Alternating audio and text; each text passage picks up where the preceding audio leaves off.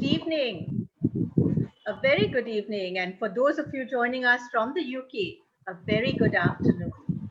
A warm welcome on behalf of the Indo-British Scholars Association, IPSA, and the Tata Steel Kolkata Literary Meet. An integral part of the Association of British Scholars, IPSA is a group of individuals who've actually benefited from a UK education or work experience and corporates with the UK Connect. A huge thank you to Malavika Banerjee and her amazing team for the collaboration this evening. Like many of you, I too am eagerly waiting to return to the lawns of Victoria Memorial for the much loved quintessential event. But till then, I guess it's virtual. And to quote one of the characters, Professor McCall Smith's novels, the telling of a story, like virtually everything in this life, is always made easier with a cup of tea. So let's sit back with a cuppa and enjoy the next hour. And in order to make it as interactive as possible during these times, do send us questions throughout the session using the chat button, and the panelists will try and get to as many of those towards the end of the evening. The best murders are British. What is it about good old maiden Britain murders that make for the best thrills and spine chills? Each chapter of this collection of essays, which is being launched today, reveals the complexity of British crime drama's engagement with the socio-political and cultural issues. Debnita herself has contributed an essay on the television crime series Broadchurch to this collection. It is an absolute pleasure and an honor to have with us this evening Professor Alexander McCall Smith and Ian Rankin, joining Debnita in a free-flowing, fun conversation. Really looking forward to it. Well, I'm going to sit back in a little while with my cuppa and enjoy the rest of the evening. Thank you so much, Professor McCall Smith and Ian, for being with us this evening. Professor Alexander McCall Smith, a leading international expert on medical law and bioethics, would have probably remained a very well-respected academic had not a short story become a novel, then a series, and subsequently publishing phenomenon. Creator of 44 Scotland Street, the longest-running serial novel in the world, several best-selling series, including the popular The #1 Ladies Detective Agency, and a host of children's books, all infused with wit and dry humor, gentleness, and humanity. Alexander McCall Smith is a well-loved household name. Recipient of an OBE and many awards, Scottish crime writer Ian Rankin studied literature when he was slated to do accountancy. He became a writer when he aspired to be a musician. He ended up writing an impressive and extremely popular detective novel while he was contributing to the literary heritage of Edinburgh. A regular contributor to BBC arts programs and TV shows, Ian has observed that probably the most difficult part of any crime novel is the plotting. It all begins simply enough, but soon you're dealing with a multitude of linked characters, strands, themes, and red herrings, and you need to control those unruly elements and skillfully weave them into a pattern. Today, when his Inspector Rebus has a new outing, readers of crime fiction sit up all around the world, and the maverick policeman gets a fresh horde of admirers added to his immense fan base. We're so excited to have both of you with us this evening. In conversation with both of them will be our very own IPSA member, Debnita Chakravarti, who is an associate professor of English.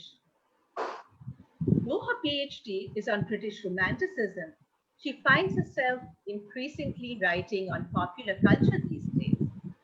She's delighted to be teaching the #1 Ladies Detective Agency in a postgraduate course and discovering new facets of this much loved work with her students.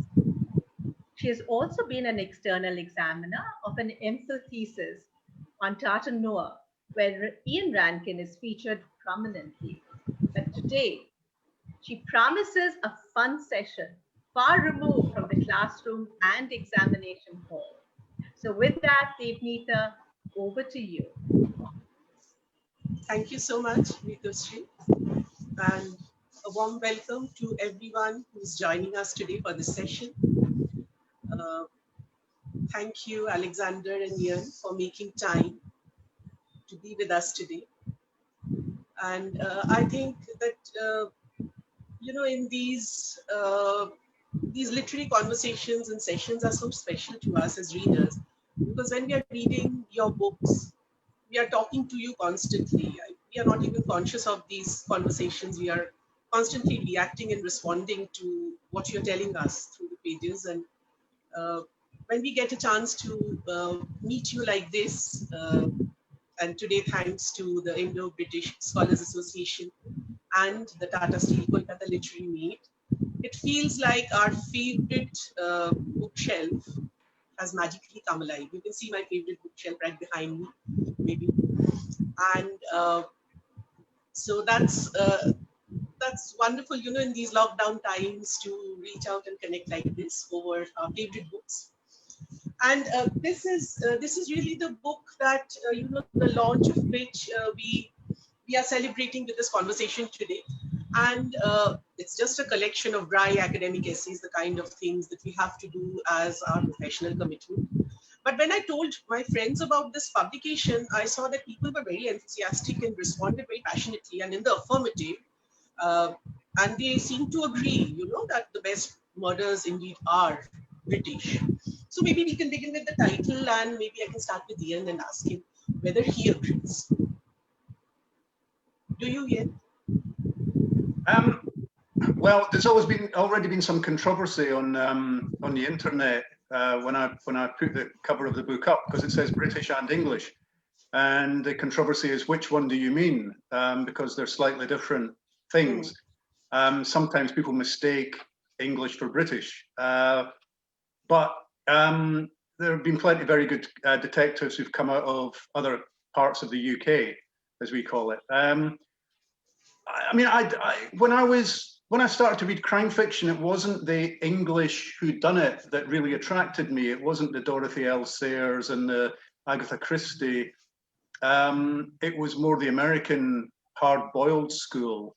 And I shaped my detective, Rebus, very much as an American private detective. Although he works for the police, he doesn't obey the rules, and he operates almost like a private eye. Eventually, of course, I did start reading the classics of English detective fiction. And of course, they are brilliant. And Agatha Christie is still one of the biggest selling authors in the world. And people are still using her characters. People are still writing novels about her characters. And of course, we all see her heroes reappearing on film and television every year. So when you've created a set of iconic characters like that, they never die. And I think that's one of the great things about the English school, and it is English. I mean, maybe we can debate that with Professor McCall Smith, Sandy, as to whether there is a Scots school of detective fiction. I'm not sure that there is.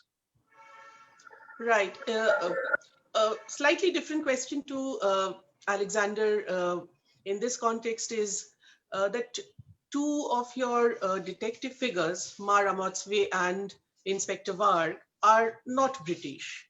So in order to create them, did you first, have a very clear idea of Britishness in your mind to deviate from the stereotype? That's very interesting, Debnita. No, I don't think so. I don't think I set out to create something which would deliberately be different from what Ian would describe as the classic central character of the classic British, or whatever you call it, detective novel. I think I probably, in the case of the Mma Ramotswa series, the No. 1 Ladies Detective Agency, I really was wanting to write about a country first and foremost, and because I think that's one of the great delights of detective fiction, mystery writing, whatever you happen to call it, crime writing is that you can actually give a central role to a place that's so important. And I think in the minds of many readers, that is the most important, often the most important consideration. They want atmosphere. They want to see a particular world and spend some time in a particular world. With the Botswana books, I didn't really want to create something which was completely different from the English country house murder, the classic Agatha Christie, Dorothy Sayers, and so on, that sort of thing. I really wanted to write about a person and a country, and I used the vehicle of detective fiction, and it's very unusual. It's not your standard detective fiction because it's not really crime, it's small instances of bad behavior, antisocial behavior, or difficulties in people's lives, etc. So no, I didn't really want to distance myself from that. I feel, I suppose that what I did feel was it's a very crowded field. And there were some very, when I started to write novels, there were some very well-established writers of crime fiction, including Ian being perhaps the best and most prominent example of that, who are doing the job very well. And I think that I felt a little bit disinclined to go and edge my way into this crowded field.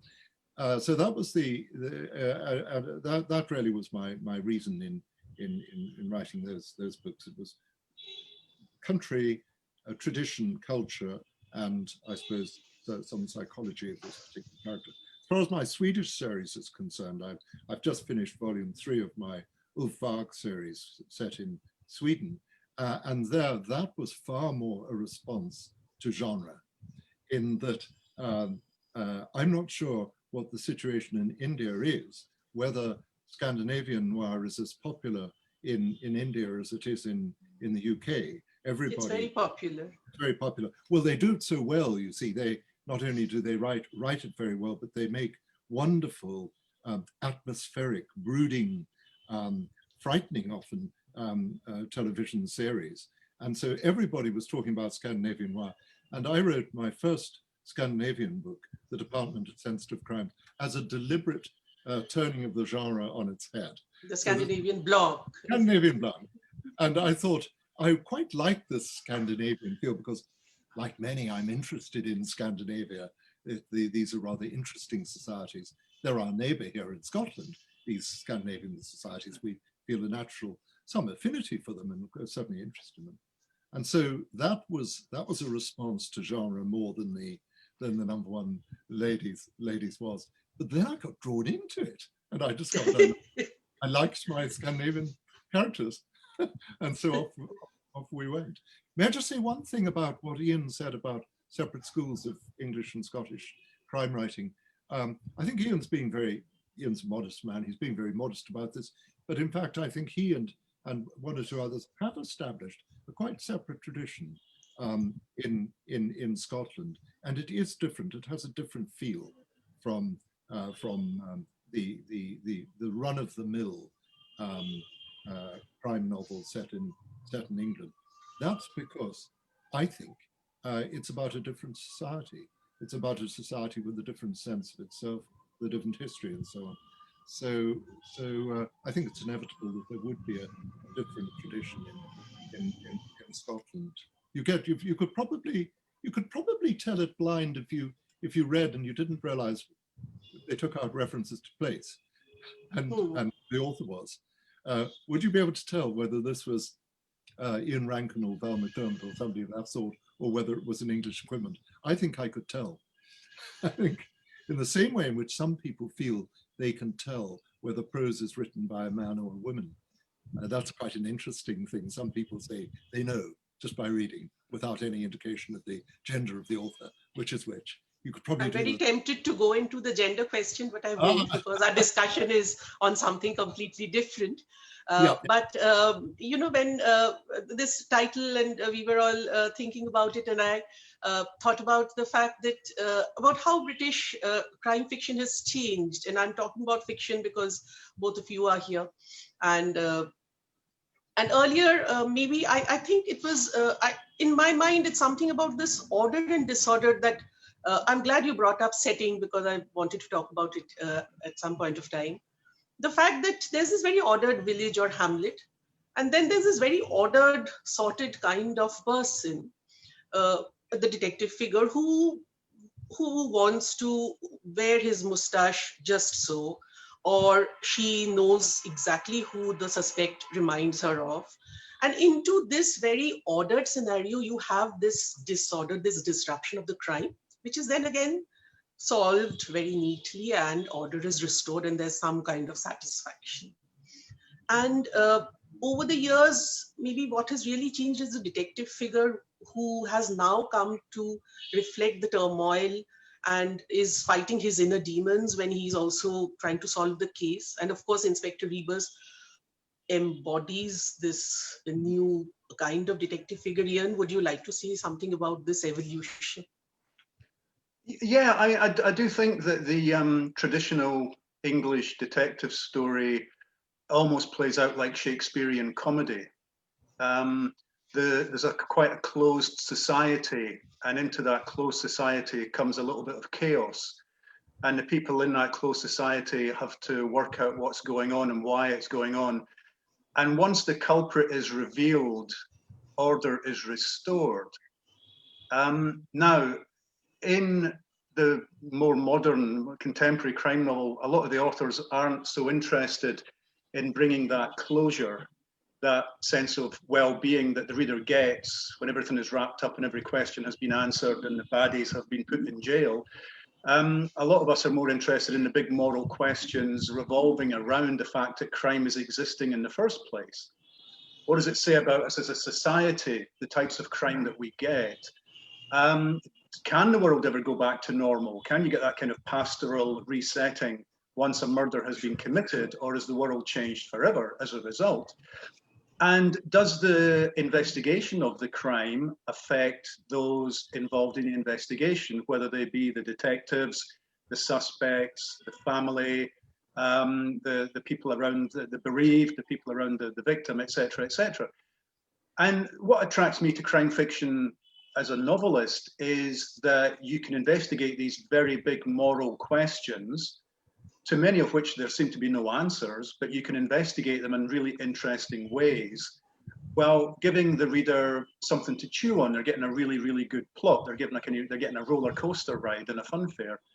And they may not realize that they are being asked these very big moral questions. You know, what would you do in this situation? Or how do you feel about the fact that people trafficking goes on, that prostitution goes on, that domestic violence goes on? What do you think that says about us as human beings? And in some ways, the difference between Scottish and English detective fiction partly springs from the fact that a lot of the Scottish authors, I know this because I've spoken to quite a lot of them, a lot of the Scottish authors have been influenced not so much by Hercule Poirot and Sherlock Holmes as by Scottish novels like Jekyll and Hyde, Confessions of a Justified Sinner, Miss Jean Brodie, you name it, a whole slew of Scottish novels which are about the tension within us between being good and being evil, between the blur between the yes, exactly, yes. And that, you know, that affects Rebus. Rebus very much springs from that. He springs from the studies I was undertaking as a student, which was looking at novels like Jean Brodie and Jekyll and Hyde. So I think I think we come from a very different place from writers in other parts of the UK. I'd love to speak to you about Muriel Spark on another occasion, and I know that you were working on her, and I teach Brodie again in the PG course, so lots to talk about. But if you are that school of detective fiction, then Alexander, would you recognize your figures to be more conventional, more sorted, less disturbed?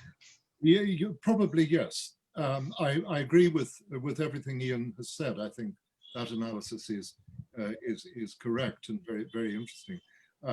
I think if I could just say a little bit about what he said before I get on to my own heroine and heroes.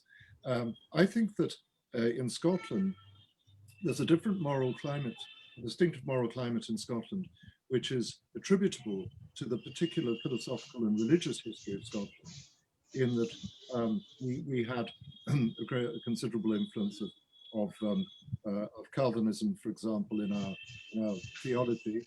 We had a different sort of Reformation. We had a different Protestant tradition, which led to considerable moral seriousness and preoccupation.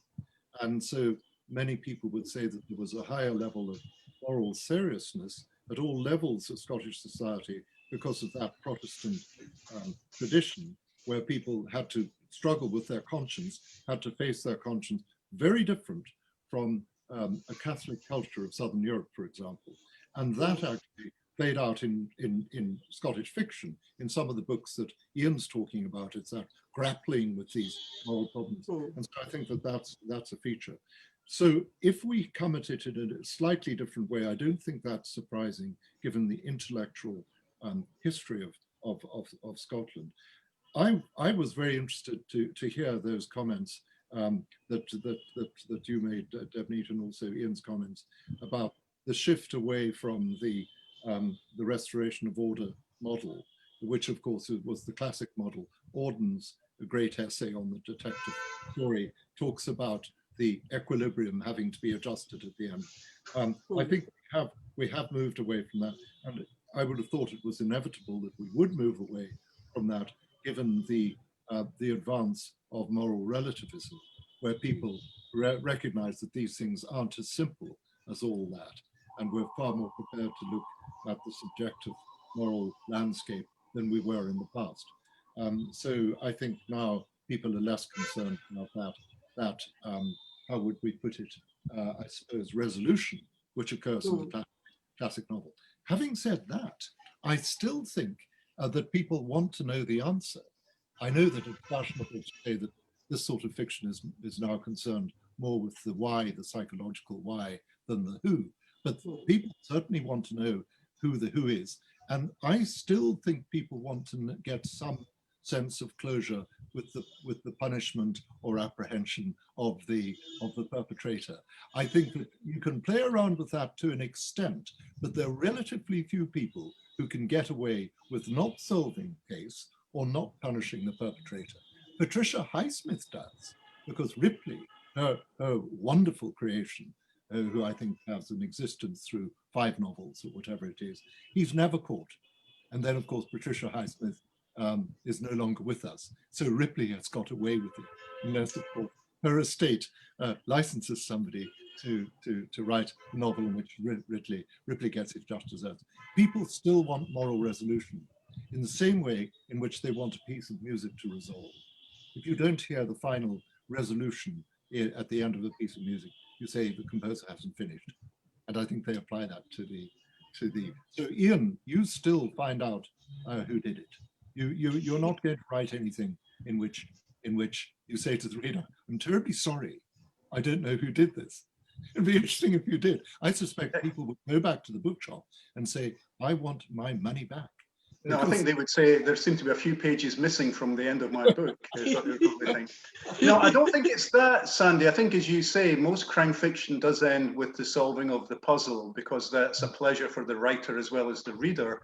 But I do think where we differ, the writers of now from the writers of the past, is that we don't think the world has gone back to normal. We don't think there is this pastoral ending. The fact that the murder or the crime has taken place has shifted the tectonic plates, and it can't go back to the way it was before.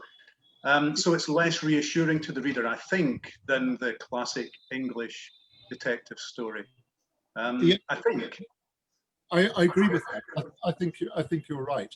I think we're more open to ambivalent resolution.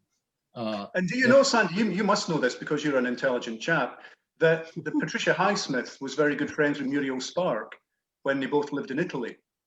I think I did. I think I knew of that. Yes. I would love to have been a fly on the wall when the pair of them were having a drink and a chat together. Oh yes, it would be one. Right. Just to stay with this order disorder theory that I was talking about, if we take you know, I was thinking about something that Ian had said very many years ago. Ian will not probably remember. We were all having a Bengali lunch at home. And Ian said that, you know, we crime writers, we write about all this blood and gore and violence, and we get it out of our systems. And then we are nice, happy, easy people to be around. So we all laughed at that, but I thought about it later and I liked it a lot. And if I can take it from the individual to the national character, with the British being, you know, the stiff upper lip, chin up and get on kind of people, is it that their angst and anguish comes out so intensely in the crime pages? Is it why it's so good? What do you think, Ian? I do think that crime writers, perhaps not all of them, I mean, it'd be very broad brushstrokes to say that any of these answers apply to everybody writing in the genre at the moment. But a lot of us, you know, it's cathartic to write this stuff down, and you can get a lot of stuff out of your system by writing it down. And you know, people sometimes joke, crime writers sometimes joke, that if we didn't write these horrible, gruesome stories, we'd be very dangerous individuals. I'm not sure that's true, but certainly it's a way of dealing with problems in your life, and you can just give them to other characters. And it's a way of dealing with big questions that have come to you as part of your daily life or your annual life. And as I've got older, so my character, John Rebus, has got older, and some of the things that I'm dealing with, you know, whether it's health or, you know, whether your vision is going, your hearing is going, your knees are going, well, I can just channel that to Rebus and see how he actually enjoys living with these problems. So it's a way of dealing with all of that. And not every crime novel needs to have the crime solved or to have a crime with bloodletting in it. The heist novel, the locked room mystery, all of these can be done without anybody dying. I did one novel where nobody died, Doors Open, which was a heist, and because it was a heist, the fun was in the planning and would they get away with it. And if and when they get away with it, do they really get away with it, or is that when their troubles start? That's a kind of subgenre that's very much fun to look at and go into. But there seems almost always to need to have some kind of justice. And I was thinking back to what Professor McCall Smith said about always needing that ending. I think there's one of the later P.D. James novels, A Certain Justice, where her detective, Adam Dalgleish, knows who did it, but he can't prove it. And so the killer actually does get away with it. And I thought that was a really interesting shift in Baroness P.D. James's view of the world and how she used a detective novel, because up until that point, there was always justice would always be done. And in calling the book A Certain Justice, I think that was a really intriguing point she was making, a philosophical point. Right. Right. But do you feel it's cathartic to get it out of your system? And maybe that's how we can also describe the success of not only the Tata noir, but also the Nordic noir, in the sense that, you know, these colder climes give rise to these hot crimes. Do they? Do you think? Sandy, do you want to answer? Well, yeah. Speaking as a Scandinavian crime writer here. Yes, yeah, exactly. I think on the subject of latitude and criminality, I think that what you're seeing, if you're going to put Tata noir in the same category as Scandinavian noir because of latitudinal similarity, I think what you have there is the vision of societies which are quite well ordered, because northern societies tend to be rather governed by the weather, and for whatever reason are perhaps less florid or less cautious than, say, Mediterranean societies, for instance.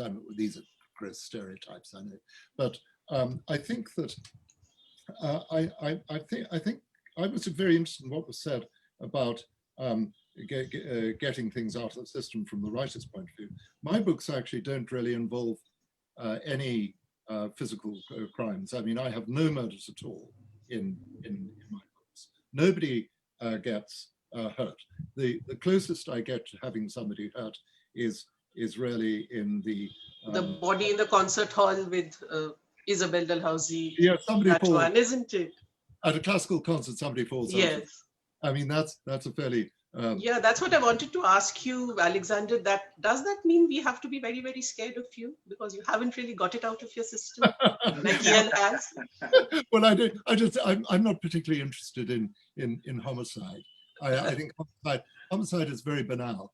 I don't like it. Interesting enough, in my previous professional existence, I mean, I've written books on the moral aspects of criminal law, including matters of intention in the commission of culpable homicide and murder and so on. But murder is really a very grubby.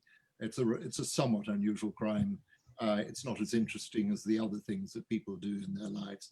I think from that point of view, I'm rather interested in not so much in whether the author's getting anything out of his or her system in writing these things, but the readers. What do the readers want when they read these things? I suppose that most of us lead, and this applies to me as much as anybody else, our lives are relatively uneventful. We have lives in which we don't have really dramatic things happening to us in our lives, most of us, fortunately. So we're reading for a bit of frisson of excitement. So if we're reading something which is very full of action, possibly full of gore as well, it's because we're not seeing that in our lives, and we want to be entertained. It's connected with the release of adrenaline.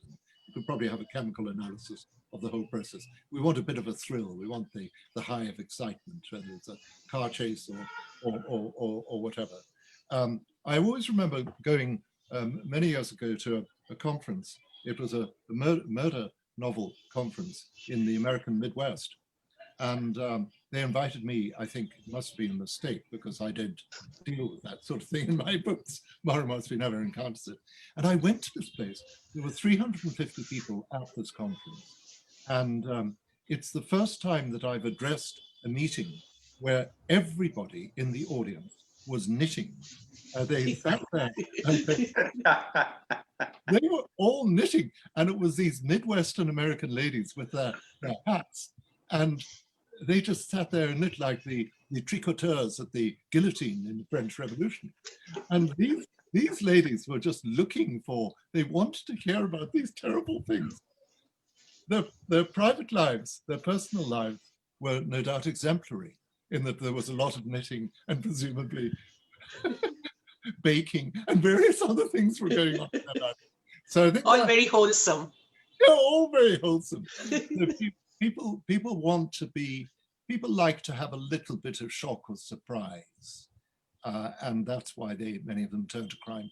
They are themselves, of course, never likely to commit the crimes there. And I think it would be very, very unusual to find a serious reader of crime fiction ever committing a crime. I don't know, that's a rather extreme statement, but I suspect. I don't know, Debnita, perhaps you could do some academic research on this. I'm trying not to do that in this session, but yes, I was thinking about, the deep fogs which took the shape of the monsters in those ancient Germanic epics like Beowulf. Do they still lurk in the Anglo-Saxon imagination and give rise to these crimes as opposed to bomber crimes? I mean, that would obviously prove the legendary romances of the Indian summer, maybe. In the British love stories, people tend to die a lot and die rather terrible deaths, don't you think? I mean, I do think in crime fiction, we have our fair share of monsters, and those monsters come from a tradition of fairy tale and folk tale. And, northern cultures, I mean, Scotland amongst them, we have our fair share of folk tales, quite dark. Some of the ballads, the songs, the folk songs that were written centuries ago are very dark. Lots of people end up dead and end up as ghosts and end up haunting people who then kill themselves. Right. And in crime fiction, people like Hannibal Lecter, you can almost put a direct line between Hannibal Lecter and Beauty and the Beast. And that's not something that Thomas Harris was unaware of. By the time you get to the third novel, he's really almost plotting it as Beauty and the Beast, where Clarice Starling becomes almost romantically involved with serial killer Hannibal Lecter.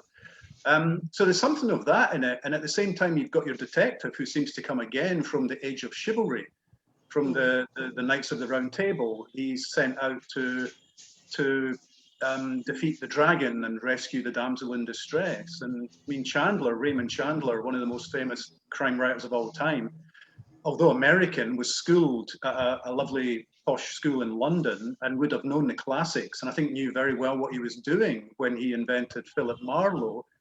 So much so that in the early drafts, Marlowe was named Malory, and Malory is the poet who wrote Lord Arthur, The Death of King Arthur. And so he was very much thinking of his detective character as being a tarnished knight. And so there are these antecedents, and a lot of the antecedents of the crime novel do go back to the folk tale and the fairy tale. And may I just say, I think you could go even further back, Ian. I think you could probably go back to the Greek myths and discover the antecedents there as well, in that the activities of the Greek heroes were similar in a sense. So the quest, it all comes back to the quest, doesn't it? It's quest, it's challenge, but it's also dealing with violence and threat and danger. What about the Indian epics, Debnita? I mean, would you find the counterparts in any particular strain in I mean, India? the quest, of course, features prominently, and the monsters are very much there. So I think you do have a lot of truth in saying that the fairy tales and the myths have really brought these things up to the present day. I mean, they've taken new forms, really new avatars. And I was very interested in what you were saying, Alexander, about setting, because I always think that, and that's the point I will end with, maybe because we don't have too much time, the fact that the context has to be really well set for the crime to belong to the place. Otherwise, it doesn't really disrupt the rhythm of life, right? And it doesn't really make a ripple. So both of you do such, and if I just take Edinburgh here, Botswana, of course, is there, but Edinburgh being a common point, the one city, and you've also collaborated on that wonderful book with two very different short stories. I don't know how many of our readers know that. I'd urge them to go back and read that. It's the Edinburgh of both these authors, and they were erstwhile neighbors in Edinburgh. And I mean, if your Edinburgh is 44 Scotland Street with Bertie and Angus taking Cyril for a walk, and the rest of the characters, and then Ian, which side of the road do you get out of and meet all these gangsters and criminals? Well, I mean, Edinburgh, although it's a small city, certainly by Indian standards, the population is now around about 500,000. And if you go back a decade or two, it was under 400,000. It's a small city, but it contains multitudes. And it is able to contain all these different versions of itself. You can read about Alexander McCall Smith's Edinburgh, Irvin Welsh's Edinburgh, Ian Rankin's Edinburgh, Kate Atkinson's Edinburgh, and many others. And the city will be subtly different in each of our takes. And all these different takes exist in reality, or the potential for them to exist is there in Edinburgh itself. I always describe it as being like Doctor Who's TARDIS. It's much bigger on the inside than it is on the outside.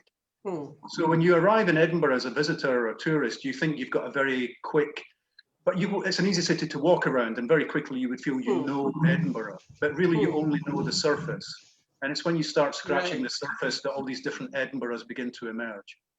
And we will never forget the wonderful Rebus tour you gave us of Edinburgh. And in that sense, I think we will relate to that as Kolkata audiences, that, there are many different Kolkatas that we inhabit. So we are right there. And I think we'll have to take some questions now, because there are people who are just waiting to ask these questions. So the first one is from Arun, who says, those who read Conan Doyle and Christie try and compare all the other crime fiction, including Scandinavian ones. So how does one stop comparing? Do you need to stop comparing? I don't know, but whoever wants to take this question. Sandy. Well, I think comparisons are sometimes useful, but I think one shouldn't make too many of them or spend too much time making them. And there comes a point at which comparisons aren't helpful. I think also it's probably an idea to get more examples to compare with rather than the absolute classic few. Right. But I think people, this is just part of the human desire to pigeonhole things. That's the way we think. We classify things. That's the way we look at the world around us. We say that's a table, that's a chair, that's a bush, that's so on. And so it's exactly the same when we get to literature. Debnita, I'm sure you find literary scholarship does an awful lot of that. You're wanting to identify. And it can be a title in one of your books, or whether it already is, The Comfort of Familiarity. We always tend to compare. Exactly. We tend to compare things we are familiar with. The second one is for Ian. I think he liked this one. Is it possible for Rebus one day to set out to nab a fugitive American ex-president hiding out in one of his golf courses near Edinburgh? What do you think, Ian? Oh dear. This is the real world in the past couple of years has convinced me there's almost no place for fiction now, because you couldn't make this stuff up. You could not invent a President Trump. No matter how, not even Jonathan Swift could invent a President Trump. And some of the stuff that's been going on around us, we know this, it's very, very hard to fictionalize. And you think, what is the role of the fiction writer in a world that seems increasingly absurd and fictitious? And it's something that Muriel Spark, to come back to her, did deal with. She dealt with the fact that in the early 70s, she thought the world was becoming more absurd. And the only way you could deal with it was to write more absurd books. She had a period when she wrote these, what she would say were books that came from the theatre of the absurd. Right. And I don't know what you do about it. I don't know whether you try and tackle it or whether you ignore it. Can we say anything about it that actually enlightens us, or is it just a blip in history that someone like Trump could come along and capture the presidency and de-democratize the process while he's doing it? I hope it's a blip. And I hope that some stability and some rationale comes back into our lives, because we're dealing with so much now that we seem to have no control over at all, whether in the UK it's Brexit or whether it's COVID around the world, whether it's what's happening in our politics. There is this binary now, there's this kind of us and them. It's very much, everything's getting very polarized and there's no room for debate or nuance, and the social media has not helped with that. So that you only get a little bubble with people who agree with you, and you just talk to each other, and you don't realize there's another world out there that doesn't necessarily agree with you, so you get no change, you get no debate. This is all very worrying, I think, and frightening. I think it's frightening. And partly my new book is predicated on the way I thought Europe might be going in terms of heading towards the far right in certain cultures and countries. And I was able to do that by referencing internment camps in World War II, where we, at the start of World War II, we locked up our friends and our neighbours and the people who ran the local shop and the ice cream parlour and everything else, because we were told they were different from us and therefore potentially the enemy. And this us and them, I think, is staring us in the face again. And I think it's a very dark time that we're going through. That's a very convoluted way of not answering your question. Somebody here is asking me, is the Oxford bar outside this bubble of binaries? You know who it is. The Oxford bar, sadly, has been closed pretty much since March. And I fear it may never open again, because social distancing just isn't possible. It's such a small space, small interior space, that I think economically it may not be able to open again until we've got a vaccine and everybody has been vaccinated. So there's a lot of places like that in Edinburgh, a lot of small restaurants, a lot of small bars that are going to find it really troublesome to reopen when the pandemic is over. Right, but never say never. No. Maybe sometime. There's one for both of you, whoever wants to take it first, or, you decide. Do you have a special place in your heart for any of the villains of British crime fiction because of their genius or other characteristics, such as Moriarty? Because only the best criminals can bring out the best in the detectives. Alexander, would you like to take that? I think that's probably more a question for Ian. Yes, he has the real villains, right? I don't really do villains, but Ian, is Cafferty good enough a villain for Rebus? Okay, I mean, Cafferty was invented to play a very small role in book 3 in the series, and he just got under my skin. I thought, there's a lot I can do with you. You're my Mr. Hyde. If Rebus represents my Dr. Jekyll, you're my Mr. Hyde. And so he has to stand for all the evil in the world. You can kind of contain it in one character if you try hard enough. And he's always tempting Rebus to go over to the dark side, as it were, to then change the Darth Vader analogy. Come over to the dark side, it's much more fun over here. And literature, as I'm sure Professor McCall Smith will agree, is full of charismatic villains. The devil often gets the best lines. Certainly true in Paradise Lost, that Satan is a much more interesting character than any of the angels who are on high. And that has been the case throughout literature, up to and including Hannibal Lecter, who's a much more intriguing. You'd much rather go for a meal with Hannibal Lecter than Clarice Starling. I think he'd be much more fun to be around, more entertaining. You just would make sure you got home safely afterwards. Right. This question was from Shonchita Guho. The earlier ones, one was from Govind, the other one was from Sharbani Guptu. There's another one again for Ian. Are you looking to do a spin-off series with Siobhan Clarke as the main protagonist? She has matured and already seems to be shoving Rebus off the pages. I'd like to see one with Siobhan. Yeah, I'm a little bit worried, Debnita. Have you got the police coming to you? Because I keep hearing these sirens behind you somewhere. I'm sure it's you, because I know where Sandy lives, it's very quiet, there's no crime. I know where I live, it's very quiet, there's no crime. It's so an ambulance. It must be you. It's an ambulance. They know that we are talking about crime and murder. Yes, that's exactly what it is. No, I take it one book at a time, and I've got no plans. I would love to find a story that felt like it was Siobhan Clarke's story, but so far that hasn't happened yet. There's always been a place for Rebus, or he's always seemed to me the main protagonist. That may not pertain forever, so perhaps in the future there's room for a book featuring her. But I mean, I think Sandy does quite a lot of planning. I'm really never. I'm what's called a pantser, P-A-N-T-S-E-R. I fly by the seat of my pants. I've got no idea from one year to the next what I'm going to be writing about until the deadline looms. And when the deadline looms, the panic sets in and the adrenaline gets going. That's when the story comes to me. Sandy is not really human. He writes 1,000 words an hour. I mean, that's something else. This question was from Obinandan.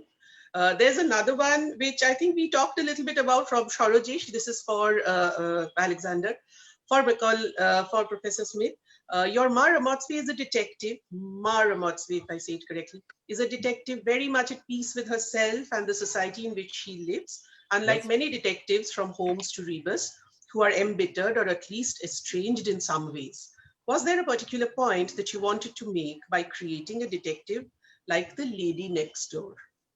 Well, I think Mma Ramotswa is a very resolved character. She's very sure of herself in a nice way, and I think that that was the sort of literary character in whose company I wanted to spend time.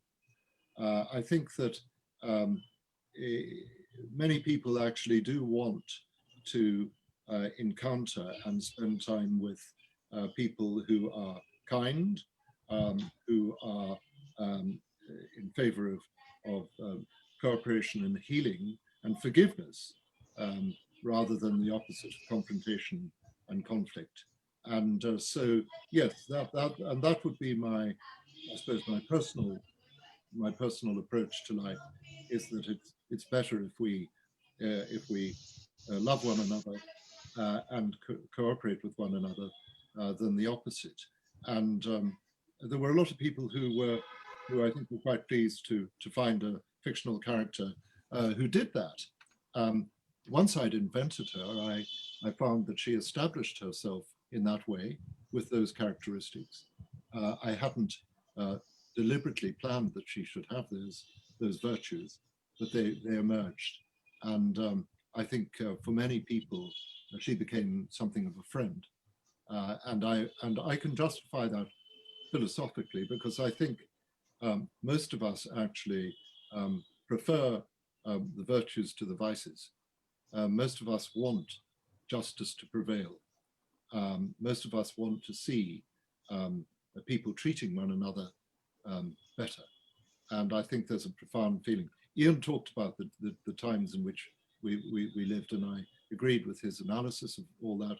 All of that is present, but I think people are terribly keen to see instances of human decency and morality, because I think we've probably entertained ourselves rather too much with violence and with dystopian visions of the world and with the various pathologies, social pathology, individual psychopathology, and so on. And literature is a combination. It's a broad church.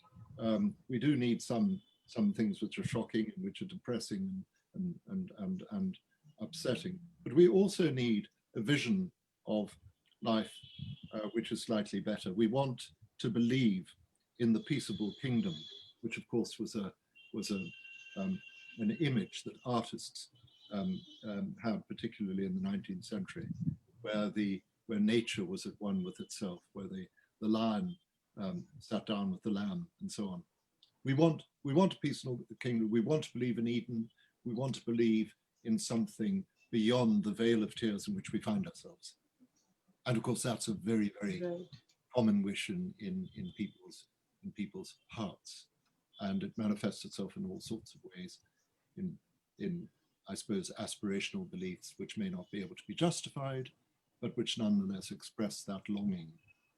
And I think there's every reason to say that maybe crime writers shouldn't feel that the old pattern, the old form of crime fiction is no longer any use or is passé, because maybe this is exactly what they should do. They should say to people, don't give up your faith in justice, don't give up your faith in decency, don't give up your faith in truth.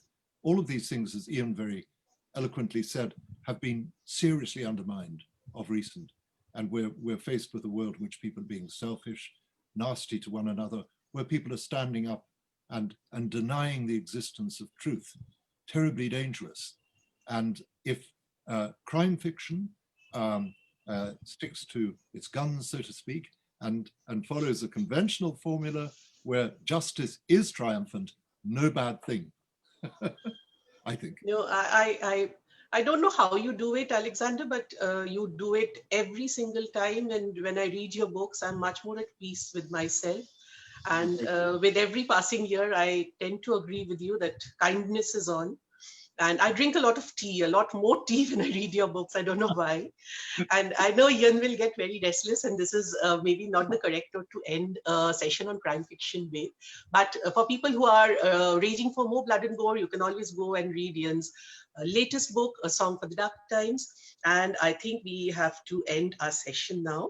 And I will do that by saying that even in these lockdown times, we can always get a breath of fresh Edinburgh air by reading our favorite authors. And from the Edinburgh streets, both the quiet ones and the not so quiet ones, to our Calcutta bookshelves, let the books keep coming. And with that, thank you everyone for joining us today for this very special session. And I will now hand over the session to Shukonna for the vote of thanks. Thank you. Thank you, Debnita. Thank you, Debnita. On behalf of Tata Steel Kolkata Literary Meet, I would like to thank Professors McCall Smith and Ian Rankin, not just for joining us today, but for your books, for writing those books which have enthralled and thrilled so many of us around the world. We have had questions coming in from the Philippines, from some other places, I think Singapore, and of course, from many places in India. Thank you very much to Indo-British Scholars Association for their initiative and for this wonderful, wonderful collaboration. Thank you to the Telegraph and our other partners for their constant support. And as always, thank you to everyone who's watching, with an earnest wish that we will very soon see our two wonderful authors physically in Kolkata so that we can get our books signed and listen to you and be there, right there watching when Debnita is again moderating that session. With that very earnest wish, we wish you all safe days ahead. Thank you. Thank you. Bye. Bye.